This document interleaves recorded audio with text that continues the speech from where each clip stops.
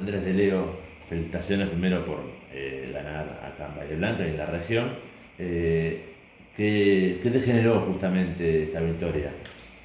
Bueno, gracias. Y un sabor agridulce, porque en definitiva es un respaldo muy fuerte para Juntos por el Cambio haber tenido este triunfo en Bahía Blanca y en la sexta sección, que haya sido un triunfo por más del 50% de los votos, que la sexta sección electoral haya sido la más votada en la provincia de Buenos Aires, es un dato muy fuerte, pero bueno, uno de los bastiones por los cuales Juntos por el Cambio hizo una gran elección en el interior de la provincia de Buenos Aires, en todo el interior, porque María Eugenia Vidal, salvo en el conurbano, ganó en el resto de la provincia de Buenos Aires.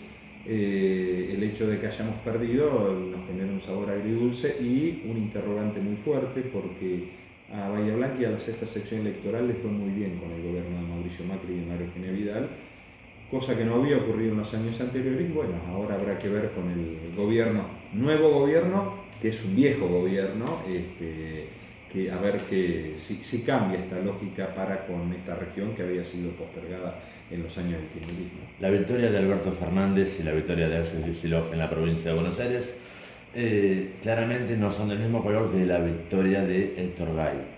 ¿Eso puede traer alguna consecuencia desfavorable en Bahía Blanca?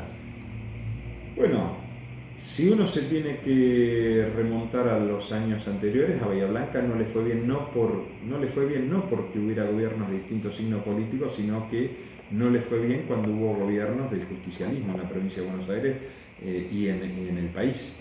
Uno recuerda los últimos 6, 7 años de la gestión de Cristina y de Daniel Scioli, y Bahía Blanca la verdad que no obtuvo ninguna obra de relevancia, no estuvo nunca en la agenda. Uno no recuerda, yo no recuerdo que Cristina haya venido como presidenta en algún momento, ni que haya venido alguna obra pública de envergadura. Creo que la última medianamente importante había sido la autovía Juan Pablo II. Después prácticamente estuvimos fuera del radar, con lo cual a mí no tengo esa preocupación de distinto color político, sino esa actitud para con el interior. En segundo lugar, uno tiende a esperanzarse que la democracia, que es un sistema que se va autodepurando y va mejorando en sí mismo, que no nos retrotraigamos a estos 4 años que sí han sido muy buenos años para Bahía Blanca, pero no solo para Bahía Blanca y la región, que lo fueron, sino yo creo que hubo un cambio muy importante desde el punto de vista de la relación federal, democrática y madura que hubo entre el presidente y los gobernadores, y entre la gobernadora y los intendentes, sin importar el color político. Ahí hubo una apertura al diálogo, una federalización de los recursos y de las obras como no había ocurrido durante muchos años. Y bueno, esto me parece que forma parte del activo y de las cosas buenas que hicimos nosotros tanto en el gobierno nacional como provincial.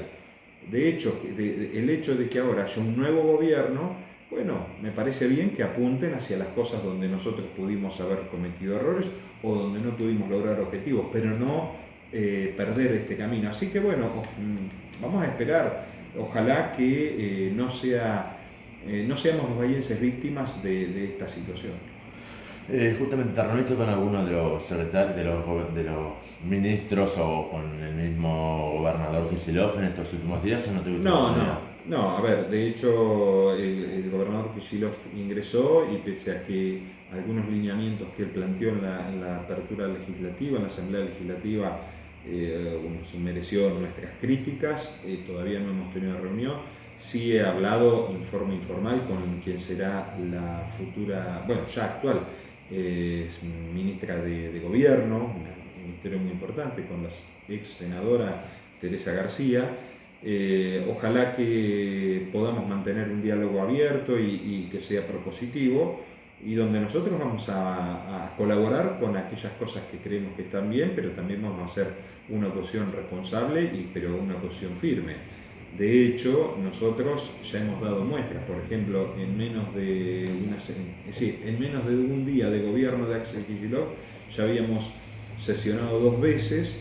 Una es para otorgarle, pese a que teníamos mayoría en el Senado, a la vicegobernadora Magario, con todas las herramientas que ella pueda contar para desempeñarse para desempeñar su función como presidenta del Senado, y la otra es a una hora después de haber asumido el gobernador, sancionamos la ley de ministerios para que el gobernador pueda tener sus ministros ya trabajando, y además, como por ley establece que nosotros designamos al director general de escuelas, que es ni más ni menos que el ministro de Educación, hemos designado a la persona que él ha promocionado, pese a tener nosotros mayoría, pudiendo bloquear esos nombramientos. Y en esta semana vamos a estar sesionando, es decir, en menos de una semana ya, para tratar las emergencias que pretende mandar, donde nosotros ya sí hacemos una advertencia, que le vamos a dar las herramientas al gobernador Kicillof, pero no va a tener ningún cheque en blanco para poder hacer lo que él quiera. ¿Cómo ves vos el gabinete justamente de Axel Kicillof? Bueno, a ver, en alguna medida me parece que hay un sesgo bastante pronunciado, con mucha presencia de la cámpora en el ámbito del gobierno de Kicillof. Me parece mucha influencia ahí también de Máximo Kirchner a la hora de tomar decisiones, tanto en la legislatura como en los gabinetes. Alguna gente que me parece con poca experiencia, en otros casos nos sorprende que haya nombrado 2 funcionarios procesados e imputados en diversas causas judiciales, y además que en el decreto de nombramiento haya mencionado en un disparate de parte del gobernador, mencionado el concepto de lawfare, el concepto de que son perseguidos políticos, en conceptos, digamos, en un claro mensaje de amedrentamiento hacia la justicia, y separando claramente o rompiendo con la independencia de los poderes, poniéndose prácticamente él en juez y parte, con lo cual este dato a nosotros nos preocupa mucho. Esto me parece que puede complicar primero el funcionamiento de su ministerio, pero fundamentalmente lo que puede esto es dinamitar un poco o romper los puentes que nosotros estamos tratando de sostener a los efectos de garantizarle la gobernabilidad a Kicillof. Sos de la reunión justamente de Carrió. ¿Qué está haciendo el Carrió? ¿Hace cuánto no hablas con ella? Bueno, la semana pasada estuvimos en contacto. Ella va a participar de la sesión extraordinaria que va a haber esta semana. Ya hemos anticipado que a nivel nacional no se le va a otorgar los superpoderes que pretende el presidente Alberto Fernández y el gobierno de Alberto Fernández, porque quedó claro que mucho de lo que Alberto Fernández mencionó en el discurso no lo empezó a cumplir. Alberto Fernández mencionaba que aquí habían ganado los sectores de la especulación o los sectores financieros, y que él iba a tomar una decisión para favorecer a la gente y a los jubilados, y que si él tenía que elegir entre el sector financiero y los jubilados, iba a elegir el sector financiero. Sin embargo, las 2 primeras medidas fueron un impuestazo a los sectores de la producción, a los sectores de la clase media, con lo cual me da la impresión de que el fulbito para la tribuna terminó y que las primeras medidas son más de lo mismo, es decir, aplicarle un impuestazo al campo, un impuestazo a los sectores financieros y fundamentalmente darle un golpe a los sectores de la clase media vinculados al turismo, equivocando el camino, porque me parece que quedó demostrado que el turismo que sale fuera del país, también cuando se lo castiga, se castiga también al turismo que viene hacia adentro. Primero, pensemos solamente en las líneas aéreas. Si no hay gente, las líneas aéreas no tienen gente para llevar, tampoco tienen gente para traer, con lo cual me parece que es un golpe al bolsillo que en nada tiene que ver con lo que había dicho Alberto Fernández en campaña. Justamente el impuestazo a las retenciones al campo, a las sojas, justamente me parece un claro enemigo del kirchnerismo, justamente el chucito, como decía Cristina. ¿Por qué esa decisión? ¿Por qué crees vos que tomó esa decisión Alberto Fernández? Porque me parece que Alberto Fernández acaba, digamos, las primeras decisiones del gobierno y los primeros discursos del ministro de Economía establecen claramente que el gobierno de Macri estaba bien orientado cuando hablaba de mantener los superávit fiscales y los superávit comerciales. Evidentemente, esos resultados que logró Macri es lo que el gobierno de Alberto Fernández considera como un activo importante. Ahora viene el proceso de renegociación de la deuda, que es un proceso que seguramente será complejo, pero era un proceso que si tenemos solvencia fiscal, seguramente el gobierno la va a afrontar mucho mejor. Lo que evidentemente la necesidad de hacer más caja por parte del gobierno de Alberto Fernández, digamos, pasó por lo mismo, golpear al sector productivo que él dijo que iba a cuidar y no tocar a ninguno de los sectores que él mencionaba que habían sido los grandes beneficiados. Por otro lugar, me parece que seguimos avanzando en esta especie de esquizofrenia en materia de discusión de los derechos laborales. Por un lado, se saca un decreto para impedir los despidos por 180 días, situación que uno puede comprender por una situación extrema, pero uno sabe que estas no son las recetas que generan trabajo. Y por otro lado, se manda hoy, en el día de hoy, los superpoderes y se habla de eliminar todas las contribuciones. Es decir, hay una especie de esquizofrenia en materia laboral donde, por un lado, se manda un discurso, que es lo que pretendía la CGT, pero por otro lado empieza a avanzar una flexibilización laboral, con lo cual estamos haciendo agua y aceite, algo que ya se hizo en la Argentina y que ha fracasado. La Argentina necesita ir en serio hacia una reforma laboral y una reforma impositiva que genere incentivos a la producción y que genere incentivos para dar trabajo. Sergio Massa decía justamente una frase que por lo menos me ha quedado a mí bastante grabada, que hay que sacarle las retenciones a las pymes, bajar los impuestos a las pymes. El 70% de la producción del país es justamente gracias a las pymes. Sí. ¿Hay algo con eso? No, a ver, es que nosotros tenemos que partir de una realidad, que es una realidad económica. La realidad económica establece que el 25% de las pymes, perdón, de las empresas, en realidad, cuando uno lo achuca, el 10% de las empresas produce el 70% del PBI. Y cuando uno ve el 25% de las pymes, da de trabajo al 25% de los trabajadores formales y genera el 75% del PBI, un poquito más. El resto, el 75% de las pymes, solamente produce el 25% del Producto Bruto y da trabajo al 75% del mercado laboral. Eso sin contar a todos los que están en forma precaria y fuera del mercado laboral. ¿Qué quiere decir esto? Que hay una distribución de la riqueza absolutamente desigual, en el cual hay desigualdad no solo entre empresas, sino entre trabajadores.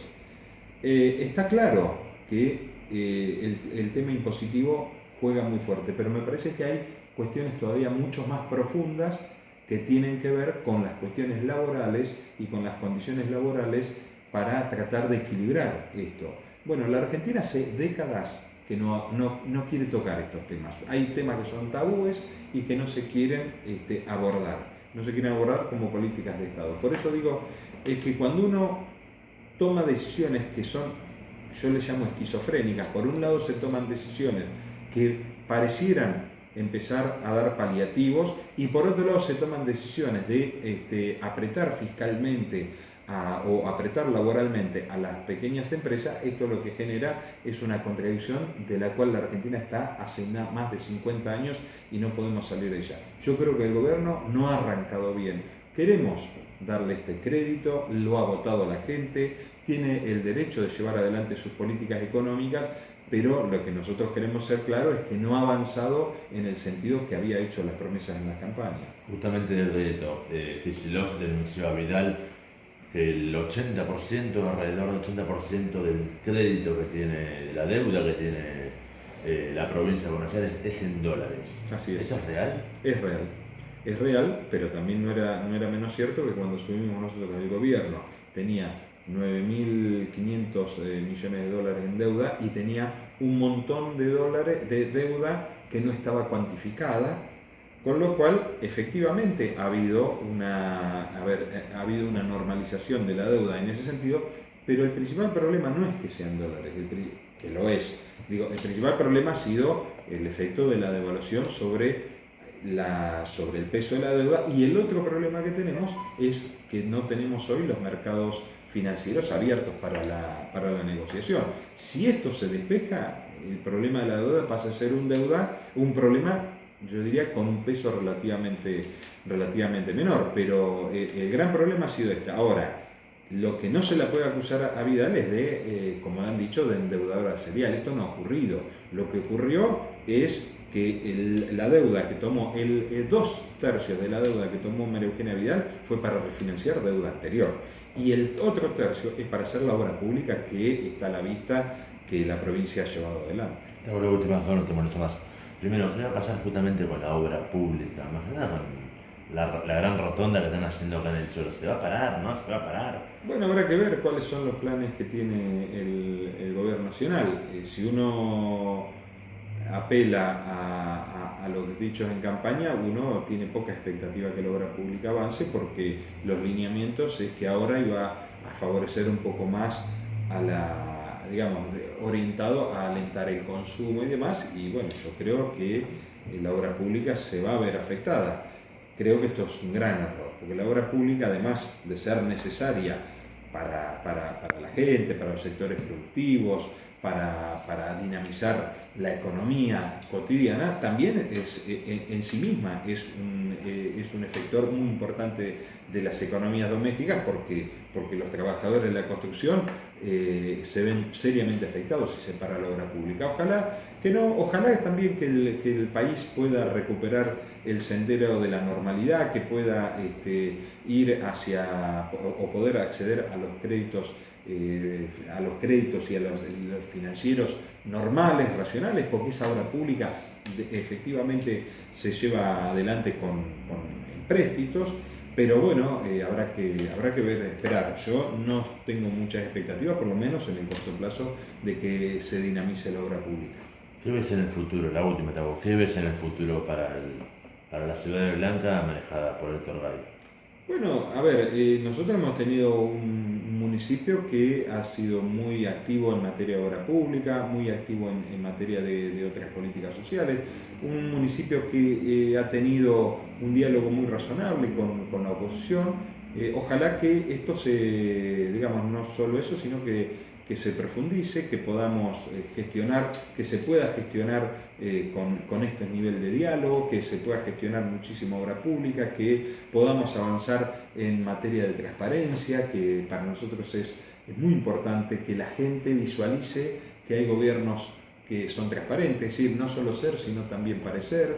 Me parece que en ese sentido tenemos mucha expectativa. Y bueno, la otra es que Bahía Blanca no pierda esta importancia que tuvimos en el gobierno de Mauricio Macri y de María Eugenia Vidal como un centro o un nodo de desarrollo productivo, no solo de esta región, sino yo diría de una gran zona de la Argentina, con el proyecto de Vaca Muerta, con la posibilidad de que el puerto pueda ser también un actor importante en todo lo que tiene que ver con el desarrollo, que vengan las inversiones, que se consolide la inversión de Amazon, y después trabajar muchísimo en lo que yo llamo la economía doméstica, la economía amigable, la economía de la pyme, la economía del vecino que tiene que hacer un esfuerzo para abrir su fábrica todos los días, para contratar gente. Bueno, ahí me parece que el municipio todavía tiene que dar mucho más, y seguramente en esta etapa habrá que trabajar en eso. Bueno, muchas gracias, Andrés.